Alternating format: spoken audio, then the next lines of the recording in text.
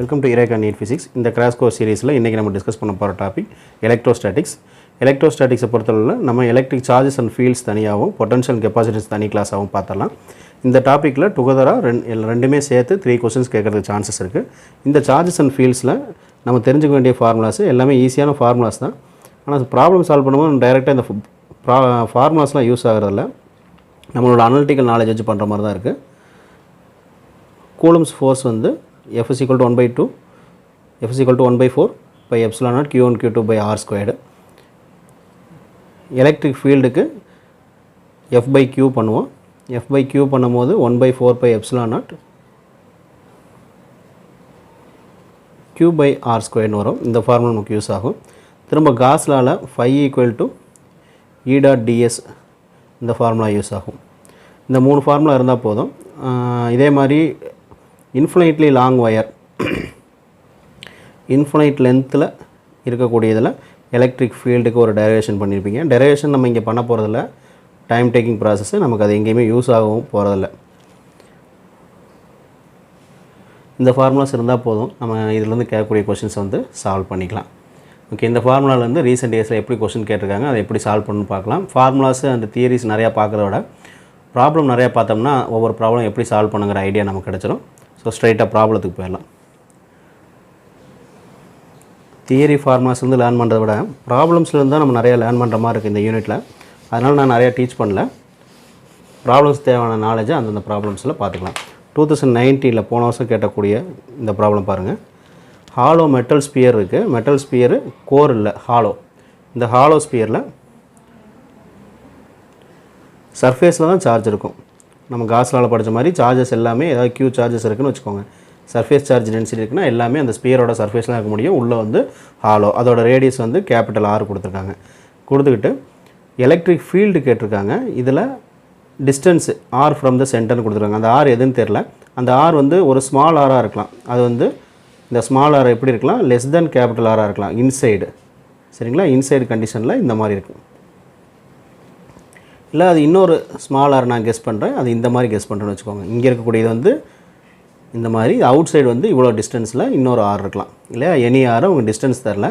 அப்படி இருந்துச்சுன்னா electric field increase ஆகுமா டிக்ரீஸ் ஆகுமான்னு கேட்டிருக்காங்க. இது வந்து கிரேட்டராக இருக்கும். இந்த கிரேட்டராக இருந்தால் இது எங்கே இருக்கும், கண்டிப்பாக அவுட் சைடு தான் இருக்கும். சரி, நமக்கு என்ன தெரியும், எலக்ட்ரிக் ஃபீல்ட் லைன்ஸ் வந்து எப்போயுமே ஹாலோ ஸ்பியரில் இன்சைடு வந்து காஸ்லா வந்து என்ன சொல்லுது, இன்சைடு வந்து 0, எலக்ட்ரிக் ஃபீல்டே இருக்காது. Charge enclosed by the system, charge enclosed by the Gaussian surface வந்து எப்படி இருக்கும், 0வாக இருக்கும். காஸ்லாலேயே அது ஒரு அடிஷ்னல் லைனாக இருக்கும். அப்போ உள்ள சார்ஜே இல்லை, ஒரு எப்போயுமே ஒரு ஹாலோ ஸ்பேஸில் உள்ள சார்ஜே இல்லை அப்படின்னா அப்போ இன்சைடு வந்து எலக்ட்ரிக் ஃபீல்டே இருக்காது. சார்ஜே இல்லைன்னா ஃபீல்ட் லைன்ஸே இருக்காது. ஆனால் அவுட் சைடு வந்து இருக்கும். எங்கே மேக்ஸிமம் இருக்கும், சர்ஃபேஸில் தான் மேக்ஸிமம் இருக்கும். அப்போ ஆர் எங்கே இருக்கோ அங்கே வந்து மேக்ஸிமம் இருக்கும். அதை விட்டு தூரம் போக போக குறைஞ்சிக்கிட்டே போகும். ஏன்னா E வந்து equal to Q/4 pi epsilon naught R squared. அப்போ இதில் என்ன ப்ரொபோஷனல், E வந்து inversely proportional to 1/R squared. இதை வச்சு பாருங்கள், உள்ளே வந்து R வந்து லெஸ் தென் ஸ்மால் ஆர் வந்து லெஸ் தென் கேபிட்டல் ஆராக இருக்கும் போது கண்டிப்பாக இது 0வாக இருக்கும். இந்த இடத்துல எப்படி இருக்கும், இன்க்ரீஸ் ஆகும். அது அவுட்டு போகும்போது டிக்ரீஸ் ஆகும். ஸோ இதை வச்சு பார்த்திங்கன்னா ஆப்ஷன் 2 இல்லையா, 0 as increases R for in the condition and decreases as R increases for R greater than R decreases. So option 2ங்கிறது கரெக்ட் ஆன்சர். இதே எலக்ட்ரிக் ஃபீல்டு யூஸ் பண்ணி 2019 இன்னொரு கொஸ்டின் கேட்டிருந்தாங்க. மொத்தம் இந்த யூனிட்லேருந்து 2019 3 கொஸ்டின், 3 கொஸ்டினுமே எலக்ட்ரிக் சார்ஜஸ் அண்ட் ஃபீல்ட்ஸ்லேயே கேட்டாங்க. பொட்டன்ஷியல் கெப்பாசிட்டிஸ் விட்டுட்டு இந்த டாப்பிக்லேயே 3 கொஸ்டின் கேட்டிருந்தாங்க. இந்த 2வது கொஸ்டின் பாருங்கள். 2 parallel infinitely long சார்ஜஸ் லீனியர்னு கொடுத்துட்டாங்க. அப்போ வயர் மாதிரி இல்லையா, லேம்டா கொடுத்துருக்காங்க, லீனியர் சார்ஜ் டென்சிட்டி. அப்போ வந்து இது வந்து வயர் டைப்பில் உள்ளது, பிளேட் கிடையாது. ஷீட்ஸு பிளேட்டுக்கு வந்து வேறு formula, E equal to σ/2 epsilon naught இருக்கும், அது தனி ஃபார்முலா. இதுக்கு வந்து வயர் மாதிரியான இன்ஃபினிட்லி லாங் வயருக்கான ஃபார்முலா. அப்போ இதில் உங்களுக்கு இந்த டைப் பார்த்தோன்னே என்ன தெரிஞ்சிருக்கணும், இதோட ஃபார்முலா வந்து λ/2 pi epsilon naught R. இந்த ஃபார்முலா தான் யூஸ் பண்ண போகிறோம். இப்போ இப்படி இருக்குது அப்படின்னா கொஞ்சம் கேப் விட்டு ட்ரா பண்ணிக்கலாம். ஸோ இதில் வந்து ப்ளஸ் லாம்டா கொடுத்துருக்காங்க, இது வந்து மைனஸ் லாம்டா கொடுத்துருக்காங்க இல்லையா. அப்போ இதில் எல்லாமே ப்ளஸ் சார்ஜ் இருக்கும். இந்த பிளேட்டில் ஃபுல்லாக ப்ளஸ் சார்ஜ் இருக்கும். இந்த பிளேட்டில் ஃபுல்லாக லீனியர் சார்ஜ் டென்சிட்டி வந்து எப்படி இருக்கும், மைனஸில் இருக்கும். பிளேஸ்ட் அட் டிஸ்டன்ஸ் 2r கொடுத்துருக்காங்க. அப்போ சென்டர்லேருந்து இங்கே இந்த பக்கம் ஒரு r டிஸ்டன்ஸு, இந்த பக்கம் ஒரு r டிஸ்டன்ஸ் இருக்கலாம். ஓகேங்களா? அப்போ இதோட மிட்வேல டோட்டல் எலக்ட்ரிக் ஃபீல்டு என்னென்னு கேட்குறாங்க. இந்த பாயிண்ட்டில் டோட்டல் எலக்ட்ரிக் ஃபீல்டு கேட்குறாங்க. அப்போ இந்த பாயிண்ட்டுங்கும் போது நமக்கு ஆர் டிஸ்டன்ஸ் தான் வருது. மிட்வேன்னு கேட்டனால கண்டிப்பாக ஆர் டிஸ்டன்ஸ் வருது. ஆர் டிஸ்டன்ஸில் என்ன ஃபீல்டுன்னு பார்க்கணும். ஃபஸ்ட்டு இந்த வயர்னால் என்ன ஃபீல்டு இருக்கும். இந்த வயர்னால் ஒரு E1 ஃபீல்டு இருக்குதுன்னு வச்சுக்கோங்க. இந்த E1 ஃபீல்டோட டைரெக்ஷன் என்ன, ப்ளஸ்லேருந்து அவுட்வேர்டு, சரியா? நெகட்டிவ்க்கு வந்து இன்வேர்டு. அப்போ இந்த டைரெக்ஷனில் ஆக்ட் பண்ணுது. கரெக்டுங்களா? சரி, இந்த பிளேட்டில் இதோட எலக்ட்ரிக் ஃபீல்டு E2ன்னு வச்சுக்கலாம். இந்த பிளேட்னால் நான் ஃபஸ்ட்டு சொன்னது இந்த லீனியர் வயர்னால் உள்ள எலக்ட்ரிக் ஃபீல்டு. இப்போ இந்த லீனியர் வயர் எடுத்துக்கோங்க. இதோட எலக்ட்ரிக் ஃபீல்டு என்ன டைரெக்ஷனில் இருக்கும், அகெயின் இந்த மிட் பாயிண்ட்லேருந்து பார்த்தீங்கன்னா இந்த பாயிண்ட்லேருந்து away from the positive towards the negative, இல்லையா? இதில் வந்து அவுட்வேர்டு தான் இருக்கும். ஒரு பாசிட்டிவ் சார்ஜ்லேருந்து எப்பவுமே லைன்ஸ் வந்து அவுட்வேர்டு இருக்கும், நெகட்டிவ் சார்ஜஸ்க்கு வந்து இன்வேர்ட் இருக்கும். அப்போ இந்த பாயிண்ட்லேருந்து பார்த்தோம்னா இது E2, இதனால் உள்ள சார்ஜ். அப்போ E1 E2 ரெண்டோட நெட் டைரெக்ஷன் பாருங்கள், ரெண்டுமே ஒரே டைரெக்ஷனில் இருக்குது. ஒரே டைரெக்ஷனில் இருந்தால் E நெட்டு நான் என்ன செய்யலாம், டோட்டலாக இந்த பாயிண்ட்டில் இதே பாயிண்ட்டில் இன்வேர்டு E1 இருக்குது, இந்த இதே டைரெக்ஷனில் E2 இருக்குது. அப்போ ரெண்டையுமே நம்ம ஆட் பண்ணிக்கலாம். E1 plus E2 charges. அப்போ lambda by 2π epsilon naught r plus lambda by 2π epsilon naught r. இது வந்து ஒரு ஆஃப் லாம்டா பை எப்சிலான் ஆருங்கிற மாதிரி, இது ஒரு ஆஃப். அப்போ 1 ஆயிரும். Lambda by pi epsilon naught ஆருங்கிறது ஆன்சர். ஈஸியான கொஸ்டின் தான். இந்த எலக்ட்ரிக் ஃபீல்டோட டைரெக்ஷன் மட்டும் நம்ம கரெக்டாக கெஸ் பண்ணிட்டோம்னா போதும். 2019 கேட்டால் ஈஸியான டைப் தான் இதுவும். இந்த கொஸ்டின் 2015 கேட்டது. எலக்ட்ரிக் ஃபீல்டு இன் ரீஜியன் வந்து ஈக்கு வேல்யூ கொடுத்துட்டாங்க, capital A into small a. அதே மாதிரி ஒரு ஸ்பியர் கொடுத்துருக்காங்க, ஸ்பியரோட ரேடியஸ் வந்து ஏன்னு கொடுத்துருக்காங்க. ஓகே, இதை வச்சுக்கிட்டு ரேடியஸ் A கொடுத்துருக்காங்க, சார்ஜ் கண்டெய்னர். ஓகே, இப்போ சார்ஜ் என்னன்னு கேட்குறாங்க. இதில் உள்ள டோட்டல் சார்ஜ் என்னன்னு கேட்குறாங்க. நமக்கு காஸில் வச்சு நமக்கு என்ன ஃபார்முலா தெரியும், E dot S is equal to Q by epsilon naught. Number of லைன்ஸுக்கு காஸில் வந்து E dot phi equal to E dot S தெரியும். அதே phi equal to Q by epsilon naught number of lines இருக்குங்கிற காஸில் result ரெண்டையுமே equate பண்ணியிருக்கேன். E dot S is equal to Q by epsilon not.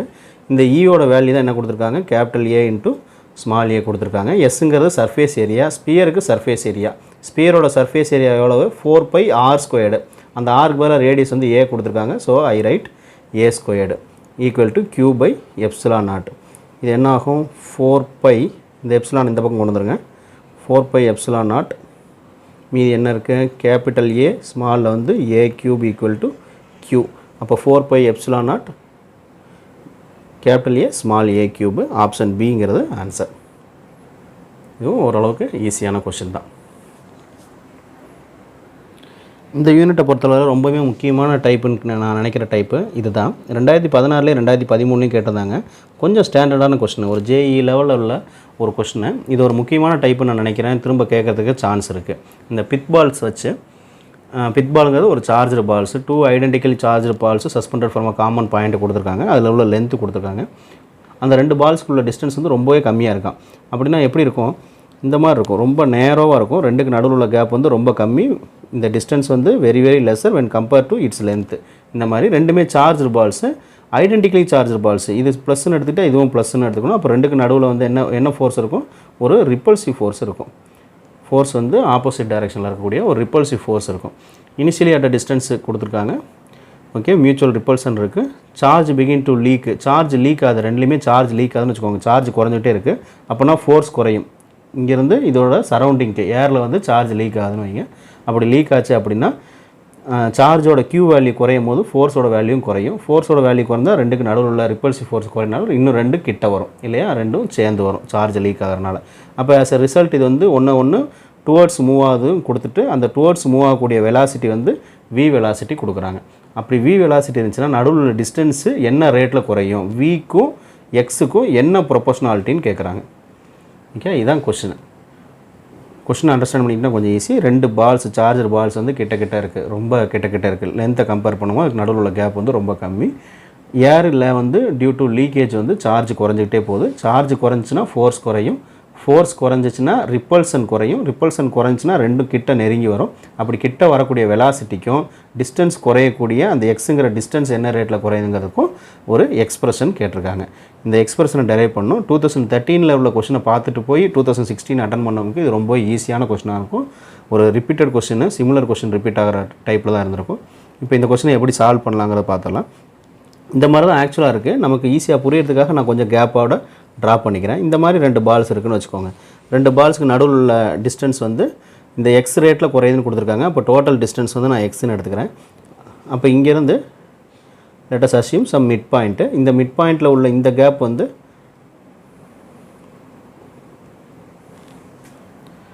Okay இப்படி இருக்குது. சரியா? இப்போ ஃபஸ்ட்டு ஃபோர்ஸ் வச்சு எழுதுகிறேன். இது ரெண்டுக்கு நடுவில் என்ன இருக்குது? ஒரு ரிப்பல்சிவ் ஃபோர்ஸ் இருக்குது, எஃப் இருக்குது. இந்த பக்கம் இருந்து இந்த பக்கம் அதே சேம் ரிப்பல்சிவ் ஃபோர்ஸ் இது ஆப்போசிட் டைரெக்ஷன்லையும் இந்த டைரெக்ஷன்லையும் ஆக்ட் பண்ணிக்கிட்டு இருக்கும். இந்த 2 பால்ஸ் ரொம்பவே கிட்ட இருக்கிறனால இந்த 2 பால்ஸோட டோட்டல் மாஸ் சேர்ந்து இந்த லைனில் ஆக்ட் பண்ணும். இந்த மாஸை ஒரு வெயிட்டாக ஃபோர்ஸ்னு எழுதிக்கலாம். இங்கே ஃபோர்ஸ் எழுதிக்கனால நான் இங்கே ஒரு ஃபோர்ஸ் எழுதிக்கிறேன். இந்த காமனாக இதில் என்னென்னலாம் ஃபோர்ஸ் இன்வால்வ் ஆகுதுன்னு. இந்த 2 பாலுக்கான ரிசல்டன்ட் வெயிட்டு சென்டரில் ஆக்ட் பண்ணும் இல்லையா? அந்த சென்டரில் ஆக்ட் பண்ணக்கூடிய வெயிட் வந்து ஐ டேக் இட் எம்ஜி.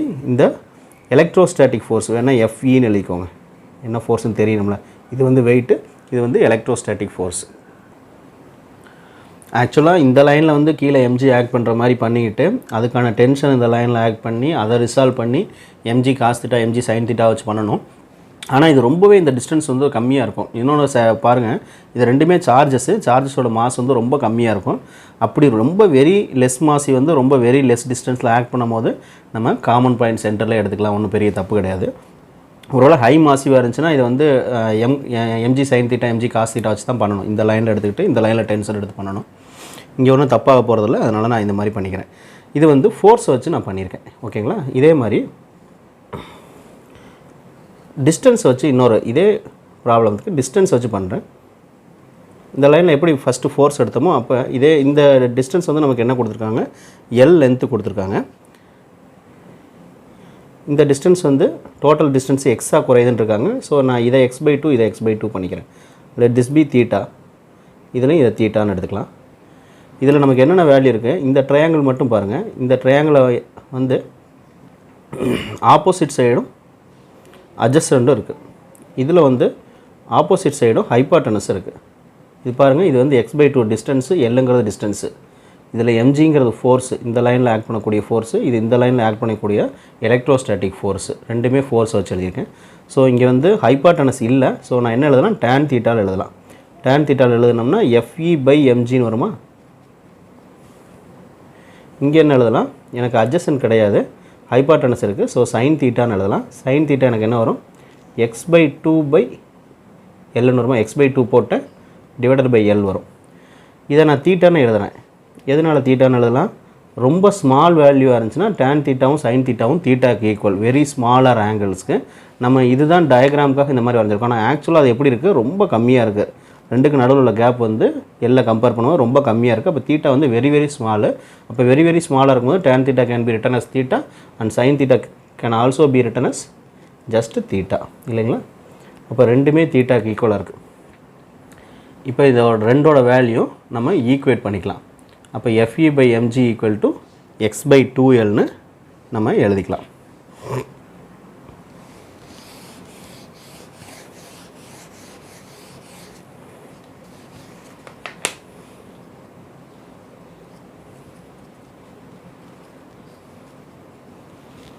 இந்த FGயோட வேல்யூ என்னது? 1/4πε0. டிஸ்டன்ஸ் வந்து x² இல்லைங்களா? x² மேலே வந்து q² வரும். q² பை டினாமினேட்டில் உள்ள mg = x/2L. நமக்கு எதுக்கும் ரிலேஷன் கேட்டிருக்காங்க? எக்ஸுக்கும் அந்த டிஸ்டன்ஸுக்கும் வெலாசிட்டிக்கும் கேட்டிருக்காங்க. ஸோ எக்ஸை வந்து தனி பக்கம் கொண்டு போயிடுறேன். x³ ப்ரொபோஷனல் டு q² வந்துருமா? q². மீதி எல்லாத்தையும் விட்டலாம். மீதி காமன் எல்லாத்தையும் நான் விட்டேன். x³ ப்ரொபோஷனல் டு q² மட்டும் எழுதியிருக்கேன். x இந்த பக்கம் கொண்டு போனால் x³ ஆகும், q² இருக்கும். 4πε0 mg 2L எல்லாத்தையும் விட்டேன். ஏன்னா நமக்கு ரிலேஷன் வந்து வெலாசிட்டிக்கும் அண்டு எக்ஸுக்கு மட்டும்தான் கேட்டிருக்காங்க. இதை வச்சு நம்ம வெலாசிட்டி கொண்டு வந்துடலாம். இப்போ இதை ஃபஸ்ட்டு டைம் டெரைவேட் பண்ணலாம். டிஃப்ரென்ஷியேஷன் பண்ணோம்னா வித் ரெஸ்பெக்ட் டு டைம் வச்சு பண்ணிக்கலாம். 3x எக்ஸ் கியூபை பண்ணும்போது 3x² dx by dt which is proportional to 2q dq by dt. இப்போ தான் நம்ம என்ன கவனிக்கணும், இது வந்து கான்ஸ்டன்ட் ரேட்டில் அந்த லீக்கேஜ் இருக்குதுன்னு கொடுத்துருக்காங்க. எந்த லைனு 1 2 3 ஸ்பியர்ஸ் அட் கான்ஸ்டன்ட் ரேட்டுன்னு கொடுத்துருக்காங்க பாருங்கள். அதாவது leak from both the spheres at a constant rate. அப்போ லீக்கேஜ் வந்து கான்ஸ்டன்ட் ரேட்டில் இருக்குது. சார்ஜ் லீக் ஆகக்கூடிய ரேட் வந்து கான்ஸ்டண்ட்டாக இருக்குது. விச் மீன்ஸ் இந்த dq by dt charge leak ஆகக்கூடிய time with respect to time வந்து சார்ஜ் லீக் ஆகிறது வந்து கான்ஸ்டண்ட்டாக இருக்குது. அப்போ இது வந்து கான்ஸ்டன்ட் ஆயிடுச்சு. நமக்கு ப்ரொபோஷனாலிட்டி எழுதும் போது கான்ஸ்டன்ட்லாம் இன்க்ளூட் பண்ணணும்னு அவசியம் கிடையாது. ஸோ இது கான்ஸ்டன்ட், இதை நம்ம ட்ராப் பண்ணிடலாம். இது 2ங்கிறது கான்ஸ்டன்ட் வேல்யூ ட்ராப் பண்ணிக்கலாம். இந்த பக்கம் 3ங்கிறது கான்ஸ்டன்ட் வேல்யூ ட்ராப் பண்ணிக்கலாம். அப்போ இது போக நமக்கு என்ன இருக்குது, x². இந்த dx by dt தான் என்னது, dx by dt தான் velocity. Displacement with respect to டைம்ங்கிறது வந்து velocity which is proportional to இந்த பக்கம் என்ன இருக்குது, q மட்டும் இருக்குது. ஓகே, இந்த qங்கிறது வந்து இதில் வந்து q என்னங்கிறது அறிக்கலாம். இந்த ஈக்குவேஷன் எப்படி எழுதுறோம் பாருங்கள். q² proportional to x³ so q equal to q proportional to x³ by x⁻³ by 2 எழுதிக்கலாமா? அப்படி எழுதிட்டா இந்த ஈக்குவேஷன் எப்படி மாறும்,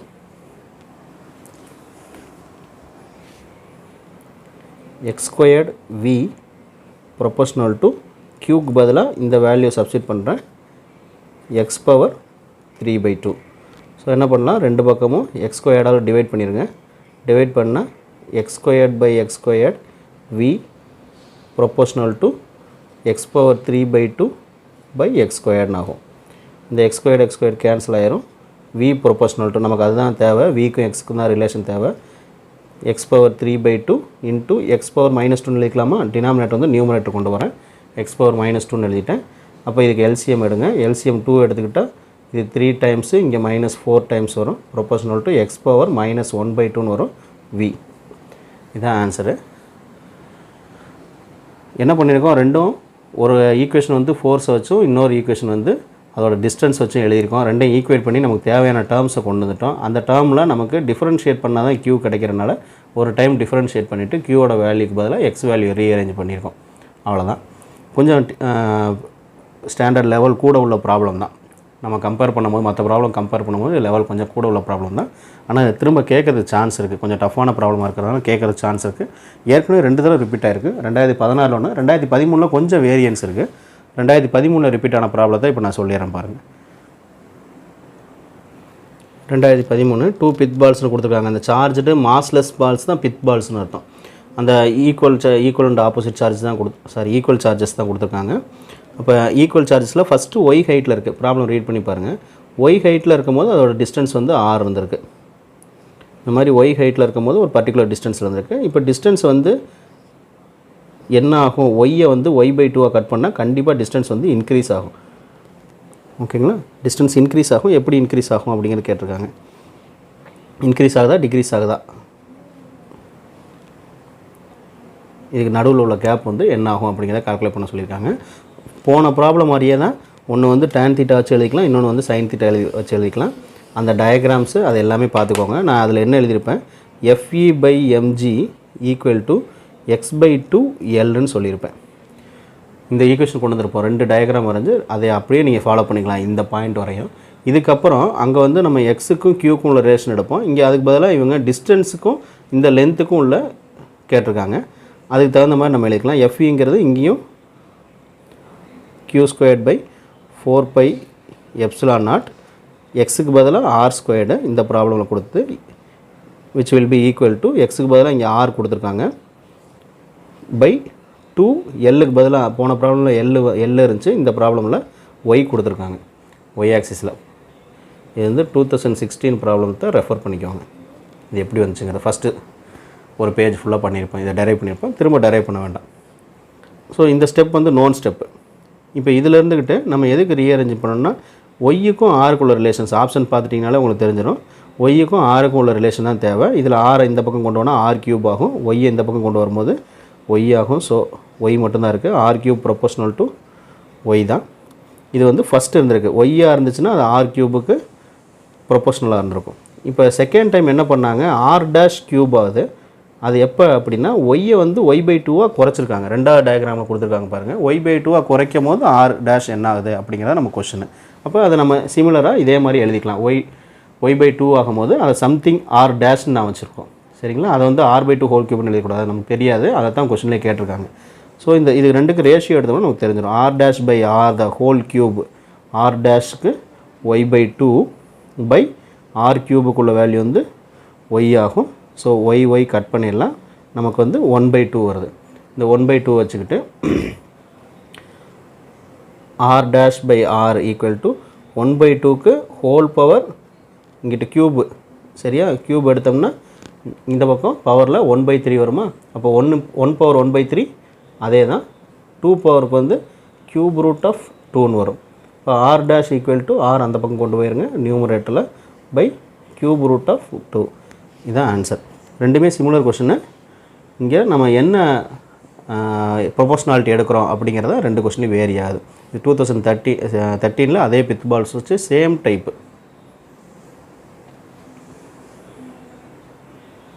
இதுவரையும் பார்த்து எல்லாமே எலக்ட்ரிக் ஃபீல்ட்லேருந்து கேட்ட கொஷின்ஸு. எலக்ட்ரிக் ஃபீல்டு அடுத்து கூலும்ஸில் வந்து கொஷின் கேட்குறாங்க. நம்ம 2019 ஃபஸ்ட்டு 2 கொஷின் பார்த்தோம் இல்லையா? இது வந்து 2019 கேட்ட 3வது கொஷினு. எலக்ட்ரிக் ஃபோர்ஸ்லேருந்து, கூலும்ஸ் ஃபோர்ஸ்லேருந்து கேட்டக்கூடிய கொஷினு. 2 சார்ஜஸ் இருக்குது, ப்ளஸ் கியூ மைனஸ் கியூன்னு 2 சார்ஜ் இருக்குது. பாயிண்ட் ஏல ஒரு ப்ளஸ் கியூ சார்ஜ், பாயிண்ட் பியில் வந்து ஒரு மைனஸ் கியூ சார்ஜ் இருக்குது. ரெண்டுக்கு நடுவில் ஏதோ ஒரு டிஸ்டன்ஸ் இருக்குது, certain distance. Let this be some r distance நான் வச்சுக்கிறேன். ஆர் டிஸ்டன்ஸ் இருக்குது. ரெண்டுக்கு நடுவில் ஒரு எலக்ட்ரோஸ்டாட்டிக் ஃபோர்ஸ் இருக்குது. அந்த ஃபோர்ஸ் எவ்வளோ இருக்கும் அப்படின்னா நமக்கு q² 4πε0 r² இருக்கும் இல்லையா? இதான் ஜென்ரல் நமக்கு ஃபார்முலா தெரியும். இப்போ என்ன ஆகுதான், இந்த இதிலேருந்து ப்ளஸ் சார்ஜ் வந்து அதுலேருந்து 25% சார்ஜை வந்து மைனஸ்க்கு கொடுக்குது. மைனஸ்க்கு கொடுத்துருச்சு அப்படின்னா இங்கே q சார்ஜ் இருக்குதுன்னு வச்சுக்கோங்க. இந்த 25%ங்கிறது எவ்வளவு? 1/4 இல்லையா? இங்கே ப்ளஸ் q சார்ஜ் இருந்துச்சு அப்படின்னா இது 1/4 சார்ஜை வந்து இது கொடுத்துருது. அப்போ கொடுத்துருச்சு அப்படின்னா இங்கே என்ன சார்ஜ் இருக்கும்? -1/4 of q, that is q/4 1/4 of சார்ஜை வந்து கொடுத்துருச்சுன்னா இங்கே வந்து ஏற்கனவே என்ன இருக்கும்? -q இருக்கும். -q இருக்கும். இது வந்து ரிசீவ் பண்ணுது. இதிலேருந்து ப்ளஸ் q/4 பாசிட்டிவ் சார்ஜில் q/4 ரிசீவ் பண்ணுது. இது வந்து பாசிட்டிவ் சார்ஜில் q/4 இழக்குது, மைனஸ் பண்ணிட்டேன். இது பாசிட்டிவ் சார்ஜில் q/4 வந்து ரிசீவ் பண்ணுது. ஏற்கனவே உள்ள சார்ஜ் வந்து -q. ஓகேங்களா? இப்போ இதில் என்ன நெட் சார்ஜ் இருக்கும் புதுசாக? இது வந்து எல்சிஎம் எடுத்து சிம்பிளை பண்ணிங்கன்னா 3q/4 இங்கே இருக்கும். இங்கே என்ன இருக்கும்? மைனஸ் எல்சிஎம் எடுத்து சிம்பிளை பண்ணிங்கன்னா -3q/4 வரும். இப்போ என்ன ஃபோர்ஸுங்கிறத கால்குலேட் பண்ணணும். மேலே உள்ள ஃபோர்ஸ் மாதிரியே இங்கே right f' equal to q1 q2க்கு பதிலாக 3q/4 இன்னொரு தடவை 3q/4 ப்ளஸ் மைனஸ்லாம் நம்ம எடுக்கணும்னு அவசியம் இல்லை. அது ரெண்டும் அட்ராக்டிவ் ஃபோர்ஸை சொல்ல போகுது, அவ்வளோதான். இன்ட்டு 1/4πε0 டிஸ்டன்ஸ்லாம் எந்த மாற்றம் இல்லை, r². இதை சிம்பிளை பண்ணுங்கள். மேலே உள்ளதெல்லாம் மல்டிப்ளை பண்ணி சிம்பிளை பண்ணிங்கன்னா 9/16 வருமா? இது ரெண்டுக்கு ஸ்கொயர் எடுத்தோம்னா பை q² 4/ε0 r² இருக்கும் இல்லைங்களா? அப்போ 9/16 ஆஃப் இதான் என்னது? நம்ம இங்கே ஏற்கனவே எழுதி வச்சிருக்கக்கூடிய எஃப்னு எழுதிக்கலாம். ஆன்சரு ஒரு சாதாரண புக் பேக்கில் உள்ள நியூமரிக்கல் டைப்பில் தான் இருக்குது. கஷ்டமான ப்ராப்ளமே இல்லை. 2019 கேட்ட எல்லா ப்ராப்ளமே ஈஸியான டைப் தான். ஏன்னா பொறுத்தவரை 2018 கேட்டக்கூடிய ப்ராப்ளம்ஸ் தான் கொஞ்சம் கஷ்டமாக இருக்க தவிர 2019 3 ப்ராப்ளமே ரொம்ப ஈஸியாக தான் இருக்குது. இந்த கூலும்ஸ் எலக்ட்ரோஸ்டாட்டிக் ஃபோர்ஸை யூஸ் பண்ணி 2018 கேட்ட கொஷினு பாருங்கள். ஒரு எலக்ட்ரான் வந்து falls from rest, electron E- வந்து விழுகுது.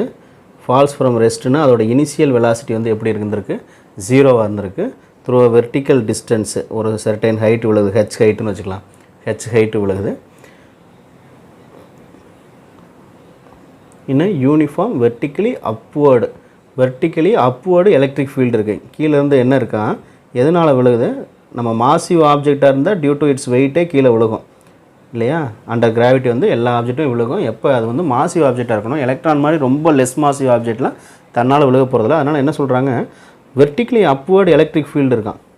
வெர்டிகலி அப்வர்டு எலக்ட்ரிக் ஃபீல்டு இருக்குன்னா இங்கே என்ன இருக்கணும், ப்ளஸ் சார்ஜ் இருந்திருக்கணும் இல்லையா. ப்ளஸ் சார்ஜ் இருந்தால் தான் இதுலேருந்து அவுட்வேர்டு வந்து லைன்ஸ் இருந்திருக்கும். அப்போ இது வந்து அப்வர்டு ஒரு எலக்ட்ரிக் ஃபீல்டு இருக்குது. அப்போ இங்கேக்குள்ள ப்ளஸ் சார்ஜ் வந்து இங்கே உள்ள மைனஸ் சார்ஜ் வந்து இழுக்குதுன்னு நினச்சிக்கோங்க. அப்போ டியூ டு திஸ் அட்ராக்ஷன் இந்த எலக்ட்ரான் வந்து கீழே விழுகுது. அப்படி கீழே விழுகுது. இதுக்கு வந்து இனிஷியல் வெலாசிட்டி இல்லைன்னு கொடுத்துட்டாங்க. ஸோ இதே நம்ம என்ன எழுதலாம், இங்கே வந்து நமக்கு நார்மலாகவே என்ன தெரியும், h is equal to half gt² தெரியுமா. ஏன்னா இது என்ன கொடுத்துருக்காங்க, ஹைட்டு கொடுத்துக்கிட்டு டைம் கேட்குறாங்க. இதிலே செகண்ட் கேஸ் பாருங்கள், இங்கே வந்து ப்ரோட்டான் ஆக்கிட்டாங்க p+, அதே ஹைட்டு கீழே விழுகுது. அப்போ என்ன ஆயிருக்கான், இந்த எலக்ட்ரிக் ஃபீல்டு வந்து ஜஸ்ட் ரிவர்ஸ்டு மேக்னிடியூட், அதே மேக்னிடியூடில் டைரெக்ஷன் மட்டும் ரிவர்ஸ் ஆயிடுச்சுங்கிறாங்க. டைரெக்ஷன் ரிவர்ஸ் ஆயிடுச்சுன்னா இந்த மாதிரி ஆயிடுச்சுன்னு வச்சுக்கோங்க எலக்ட்ரிக் ஃபீல்டு. சரியா, அதே என்ன மேக்னிடியூட் இருந்துச்சோ அதே மேக்னிடியூடு எலக்ட்ரிக் ஃபீல்டோட டைரெக்ஷன் ஆயிடுச்சு. அப்போ இது வந்து என்னவாக இருந்துக்கலாம், டுவர்ட்ஸ் மைனஸாக இருந்துக்கலாம். இங்கே வந்து மைனஸ் சார்ஜாக இருந்தால் ஃபீல்டு வந்து இந்த அளவில் டுவர்ட்ஸ் டவுன் இருந்திருக்கும். அப்போ இங்கே உள்ள மைனஸ் சார்ஜ் என்ன செய்யும், மேலே உள்ள ப்ளஸ் சார்ஜ் வந்து due to electrostatic force of attraction வந்து இழுக்கும். இந்த ப்ரோட்டான் வந்து கீழே விலகும். இந்த ரெண்டு கேஸில் எது சீக்கிரம் விலகும் எது லேட்டாக விலகும்னு கேட்டிருக்காங்க. கொஸ்டின் வந்து time of fall of electron in comparison with proton கேட்டிருக்காங்க. ப்ரோட்டானோட ஸ்மாலராக இருக்குமா கிரேட்டராக இருக்குமா, எத்தனை டைம்ஸ் கிரேட்டராக இருக்கும் அப்படின்னு கேட்டிருக்காங்க. அப்போ கீழே விழுகும் போது நமக்கு என்ன தெரிஞ்சிடும், டைமுக்கான ஒரே ரிலேஷன் வந்து h is equal to half gt². ஓகேங்களா. இப்போ இது ரெண்டில் எதுக்கு டைம் கம்மின்னு பார்த்தலாம். ஃபார்முலா வந்து நமக்கு half gt² தெரியுது. இந்த கொஸ்டினை மட்டும் அண்டர்ஸ்டாண்ட் பண்ணிக்கிட்டிங்கன்னா மீதி வந்து நம்ம ரொம்ப ஈஸியாக செஞ்சிடலாம். அப்போ we know that h is equal to half gt². இது எங்கேருந்து எழுதியிருக்கோம், 11th மோஷன் அண்டர் கிராவிட்டிலேருந்து எழுதியிருக்கோம். ஓகேங்களா. இதுக்கு டீக்கு ரீஅரேஞ்ச் பண்ணுங்கள். டீக்கு ரீஅரேஞ்ச் பண்ணால் 2h/g இப்படி வரும். இதை ரீஅரேஞ்ச் பண்ணி ஸ்கொயர் ரூட் எடுத்திங்கன்னா 2h/gன்னு வரும். ஓகே, நமக்கு இந்த g வேல்யூ வேணும். அங்கே வந்து மோஷன் அண்டர் கிராவிட்டினால் விழுகுது. இங்கே வந்து கிராவிட்டினால் விழுகிறது இல்லை, கீழே உள்ள எலக்ட்ரிக் ஃபீல்ட்லேருந்து ஒரு அட்ராக்டிவ் ஃபோர்ஸ் க்ரியேட் ஆகுது. அந்த ஃபோர்ஸ் தான் நமக்கு என்னென்னு தெரியும், F is equal to QEன்னு ஒரு ஃபோர்ஸ் இருக்குது, எலக்ட்ரோஸ்டாட்டிக் ஃபோர்ஸ் ஆஃப் அட்ராக்ஷன். இந்த Fங்கிறது நியூட்டன் செகண்ட் லா படி நம்ம மாஸ் இன்ட்டு ஆசலரேஷன் எழுதிக்கலாம் Q. அப்போ இந்த ஆசலரேஷன் வந்து என்ன வருது, QE/mன்னு வருதா. அப்போ ஆசலேஷன் ஆஃப் எலக்ட்ரான் வந்து QE/mமாக இருக்கும். இங்கே வந்து ஆசலேஷன் டியூ டு கிராவிட்டி. இந்த ஆசலேஷன் டியூ டு கிராவிட்டியை நம்ம கொடுத்துருக்கூடிய ப்ராப்ளத்துக்கு எலக்ட்ரானுக்கு மாற்றிலாம் என்ன வரும், 2h. ஜிக்கு பதிலாக நம்ம என்ன பண்ணணும், இதுவும் ஆசலரேஷன் தான், இதுவும் ஆசலரேஷன் தான். இதுதான் இங்கே எலக்ட்ரோஸ்டாட்டிக் ஃபோர்ஸுக்கு நமக்கு கொடுத்த ப்ராப்ளத்துக்கு உள்ள ஆசலேஷன். இது வந்து நம்ம 11th உள்ள செகண்ட் யூனிட் படி எழுதியிருக்கோம். அப்போ இந்த ஜிக்கு பதிலாக இந்த ஏ வேல்யூவை சப்ஸ்டியூட் பண்ணணும். டிவைடர் பையில் QE இருக்குது, இந்த டினாமினேட்டரில் உள்ள m வந்து எங்கே போகும், மேலே போயிடும். இப்போ பாருங்கள், ரெண்டுக்குமே காமன் ஹைட்டு தான், ப்ரோட்டான் எலக்ட்ரான் ரெண்டுக்குமே காமன் ஹைட்டு தான் கொடுத்துருந்தாங்க. ப்ளஸ் ரெண்டோட சார்ஜ் எவ்வளவு, 1.602 × 10⁻19 தான் அதோட கூலும் சார்ஜோட வேல்யூ. E வந்து ரெண்டுக்குமே சேம் ஃபீல்டு, ரெண்டுக்கும் டைரக்ஷன் தான் ரிவர்ஸ் ஆயிருந்துச்சு, மேக்னிடியூட் சேம்னு கொஸ்டினில் கிளியராக கொடுத்துட்டாங்க. அப்போ இது எல்லாமே அதில் காமன், மாஸை தவிர. அப்போ T ப்ரொபோஷனல் டு √m. ஏன்னா எலக்ட்ரான் மாஸ் வந்து ரொம்ப ரொம்ப கம்மி ப்ரோட்டான் மாஸை கம்பேர் பண்ணும்போது.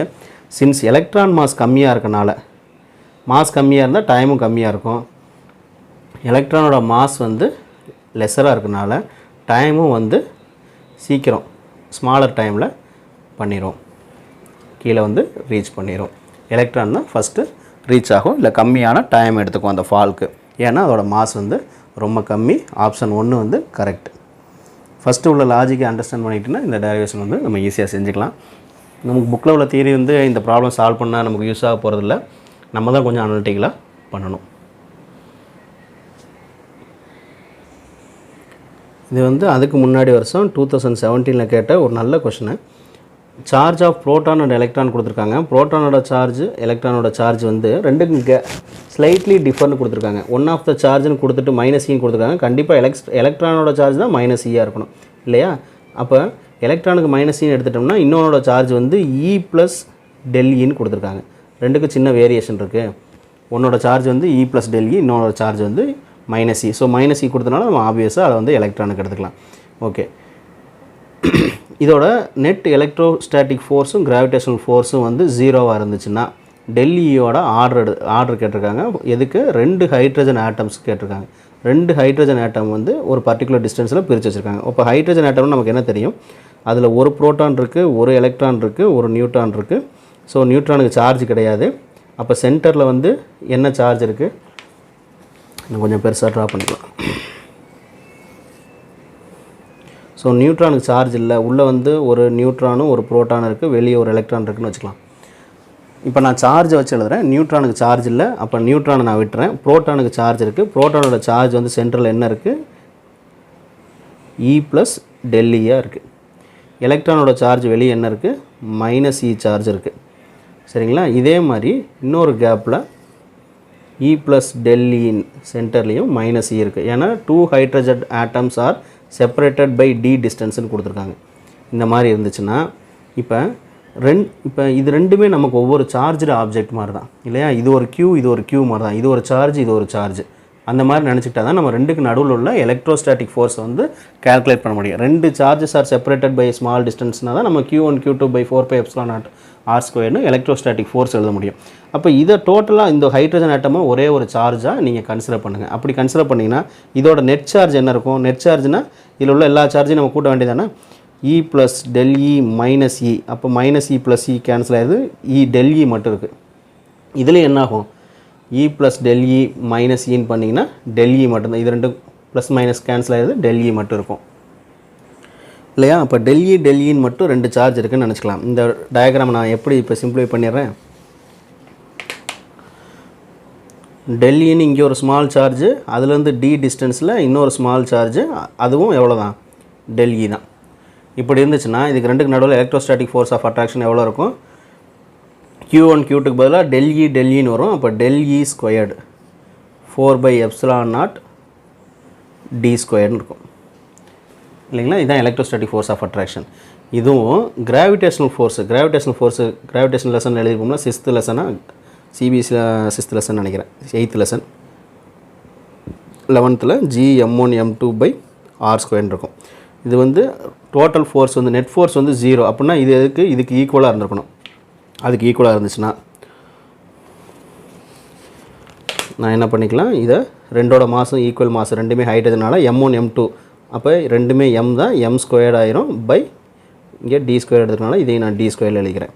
இந்த மாதிரி எடுத்துகிட்டு டெல்இயோட ஆர்டர் தான் கேட்டிருக்காங்க, டோட்டல் வேல்யூ கேட்கல. எல்லாத்தையும் போட்டு மல்டிப்ளை பண்ணி சிம்பிளை பண்ண அவசியம் கிடையாது. இந்த d² விட்டுறலாம். அப்போ டெல்இக்கு ரீஅரேஞ்ச் பண்ணுங்கள். டெல்இ இது வந்து 1/4πε0 வேல்யூ வந்து 9 × 1/9 × 10⁹ ஆனால் ஃபைனலாகவே ரீஅரேஞ்ச் பண்ணிக்கலாம். Del E the whole squared, del E square equal to gm² × 4πε0. இப்போ டெல்இன்னு எடுத்தோம்னா ஸ்கொயர் ரூட் எடுத்தோம்னா m மட்டும் வெளியே வந்துடும், g 4πε0. இந்த g 4πε0 நான் என்ன பண்ணுறேன், g/kன்னு எழுதிக்கிறேன். இந்த கேவோட வேல்யூ தான் ரிவர்ஸில் எழுதிக்கிறேன். ரிவர்ஸில் எழுதுனா அதோட வேல்யூ வந்து 9 × 10⁹ இல்லையா? mோட வேல்யூ வந்து 1.67 × 10⁻27 ஸ்கொயர் ரூட் ஆஃப் ஜியோட value 6.67 × 10⁻11 newton metre square per kilogram square. Capital ஜியோட வேல்யூ இது கண்டிப்பாக ஞாபகம் வச்சுருக்கணும். டினாமினேட்டரில் 9 × 10⁻9, அந்த 1/4πε0 வேல்யூ 10⁻9. ஓகே, பாருங்கள் இதில் வெளியே வந்து நான் இந்த லைனோட நம்ம நிப்பாட்டிக்கிட்டு ஆர்டர் ஆஃப் டெல்லின்னு எழுதிட்டேன். ஆர்டர் ஆஃப் டெல்லினா ஆர்டரை மட்டும் எழுதிக்கலாம். இங்கே வந்து 10⁻27 வெளியே உள்ளது. உள்ளே வந்து பாருங்கள், இந்த 9 மேலே போச்சுன்னா -9 ஆகும். அப்போ 10⁻11 ப்ளஸ் 10⁻−9 இருக்கும். அப்போ 10⁻−20 ஆகுமா? இது மேலே போகும்போது 10⁻−20 ஆகும். அப்போ ஸ்கொயர் ரூட்டுக்குள்ளே 10⁻−20 இருக்கும்.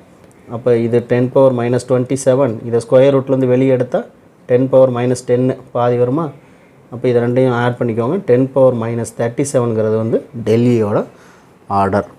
Option B correct answer. ரெண்டு வேறு சார்ஜ் கொடுத்துருக்காங்க. 2 ஹைட்ரஜன் ஆட்டம் கொடுத்துக்கிட்டு ரெண்டுக்கு நடுவில் உள்ள எலக்ட்ரோஸ்டாட்டிக் ஃபோர்ஸும் கிராவிடேஷனல் ஃபோர்ஸும் ஈக்குவல்னு கொடுத்துட்டு அதில் ஆர்டர் கேட்குறாங்க. அது தேவையானது ரீஅரேஞ்ச் பண்ணி பண்ணுறோம். கொஞ்சம் லாஜிக்கும் கொஞ்சம் மேத்தமெட்டிக்கல் கால்குலேஷன் இருக்குது. ஒரு ஈஸியான கொஷின் தான். கொஞ்சம் புரிஞ்சிட்டோம்னா ஈஸியான கொஷின் தான். நம்ம பார்த்த எல்லாமே கொஞ்சம் டிஃப்ரெண்ட்டாகவும் லெவல் கூட உள்ள கொஷின் தான் டிஸ்கஸ் பண்ணியிருக்கோம். இது தவிர பல வருஷங்களில் கேட்ட கொஷின்லாம் கொஞ்சம் ஈஸியாக டைரெக்டாக ஃபார்முலா சப்ஸ்டிட் பண்ணி பண்ணுற மாதிரி தான் இருந்துச்சு. இந்த கஷ்டமான கொஷினை நம்ம லேர்ன் பண்ணிக்கிட்டால் நமக்கு ரொம்ப ஹெல்ப்ஃபுல்லாக இருக்கும். நீங்கள் 2013 2019 வரை இருக்கக்கூடிய எல்லா ப்ராப்ளம் சால்வ் பண்ணி பார்த்துக்கோங்க. அதை சால்வ் பண்ணிங்கன்னா இந்த டாப்பிக்லேருந்து கேட்கக்கூடிய 2 or 3 ப்ராப்ளம்ஸை ஈஸியாக நீங்கள் சால்வ் பண்ணலாம். அடுத்த வீடியோவில் பொட்டன்ஷியல் அண்ட் கெப்பாசிட்டன்ஸ் மட்டும் பார்க்கலாம். தேங்க்யூ ஃபார் வாட்சிங்.